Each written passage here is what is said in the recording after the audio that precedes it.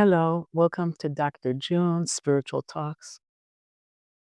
I'm so happy with me. I want to tell you something about losing my mother when I was a child, and I'm telling you this in order so I can open up and segue to talking about what it means to be bored to death. When a mother dies, like when my mother died, it, and having no mother in the house and no maternal energy, and no, my father was not there, it can be the most deadening, boring situation in the world. So I learned very, very young how to create, how to write, how to do things to feel so I wouldn't be bored. Because for me, being bored to death would mean feeling that lack and that emptiness to such an extent that I wouldn't be able to exist. I didn't confront being bored to death truly until I got older. I also confronted it through my grandchildren who say, "Oh, grandma, I'm just so bored to death." And every time they say such a thing, it triggers something in me, and I have to leave the house and I go crying because I didn't have the luxury to be bored to death.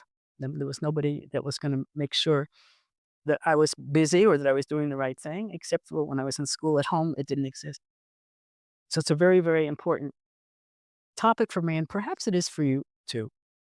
Because what happens when we get very, very bored, and I want to first of all ask for your forgiveness. I am not using a teleprompter.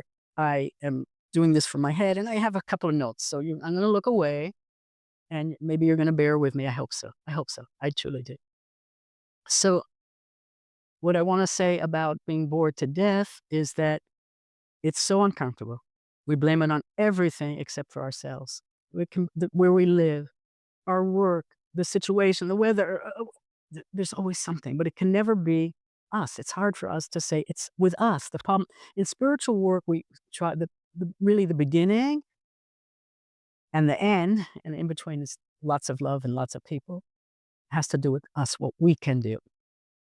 So if we point our fingers at us and say, "Oh, if I'm feeling this terrible restlessness, this terrible dullness, this terrible feeling, death-like feeling of boredom, the problem is with me." And then we're being truthful and we're on the spiritual path of truth. So the deepest boredom is when we're no longer able to wonder at our life, at our being, that we're here. So we close ourselves off from the wonderment that we're even here, from our own existence, and from the company of the very deepest part of ourselves, which is, I call it the soul. You can call it your highest self, your spirit. It's something you feel, that sweetness. Sometimes you feel like you're in the right spot. And even sometimes when you're in the right spot, the feeling is like, a feeling of awe, wonder. So being bored to death is quite the opposite of that. And in Jewish spiritual tradition, death means usually loss of the soul, or it's on its way to be lost while you're living. And that's pretty awful for us who are experiencing it. So I've come to understand through encountering it later in life, seeing it in my grandkids and now some great grandkids. They're still too young to say that. From my research and spiritual practices, that when we're bored deeply, really what's happening is we're feeling the closure of our mind and our hearts. We're there's some sort of cage, and that's what it feels like, a caged feeling. Again, I'm not talking about a book or a chat. I'm talking about something that is prolonged, and it's a feeling of being bored with life, being bored with the universe, being bored with the heavens.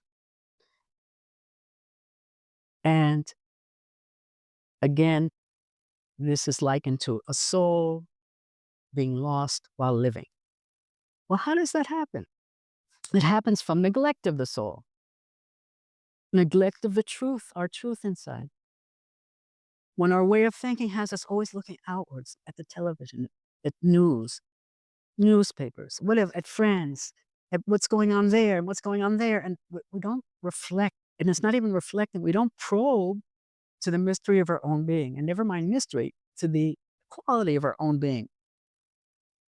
We live in the material world, and we don't understand that we're spiritual beings having a material existence, and I'll have to tell you who made that quote. I did not.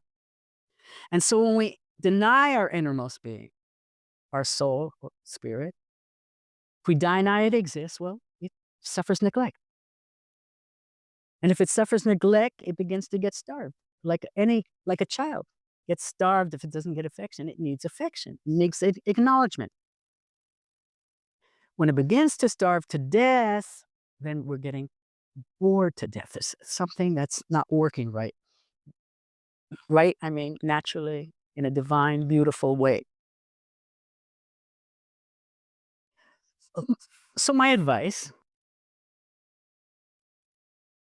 so we can have a beautiful, beautiful, joyous life as we get older and well into old age, is to cultivate a deep friendship with your soul or your innermost being, like you would cultivate a friend. Invite it to come talk to you, invite it to come over, invite it to come sit with you, get it out of hiding, and relish the encounters with it. And the answers you're going to get or the feelings you're going to get are not necessarily going to be right away. It could be all of a sudden you're walking. You'll get an insight. You'll see an image. You'll see something. There'll be some sort of coincidence that's not alarming, but beautiful. All of a sudden you will call something. One way I love to do it is asking questions. Like, what are we doing here? What's our purpose? And I don't think the answer is going to come right in that way, but I'll ask it and it will come. It comes like glimmers. And the glimmers, that's really the soul starting to wake up, like the glimmer of sunrise. Now, this is one spiritual exercise to do, is speaking to your soul. And another way to do it is to recall images or recall when you did experience awe. See if you can make it come back to life in every detail, like what I did with the pretzels and the milk. And see if you can not only recall it, but relive the sensations. So you haven't forgotten what awe is like. I would say every day, try to recall a time of awe that you had. It could be a beautiful sunset, a beautiful conversation, when everything dropped away, all the bonds and balance of the heart and soul, something dropped away, and you experience this fullness and this oneness. See if you can recall that. And more than recall, part of the spiritual exercises, finding each day a new point of awe.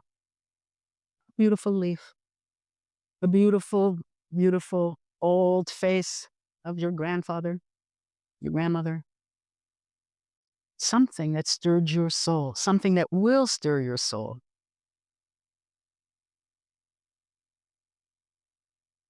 And I would love to hear from you. I'd love to hear how it goes, because this is the spiritual path, finding the truth, finding your soul, awakening to the awe of your own existence. And that's what I want to share with you in my old age. Whoever you are, thank you for being here.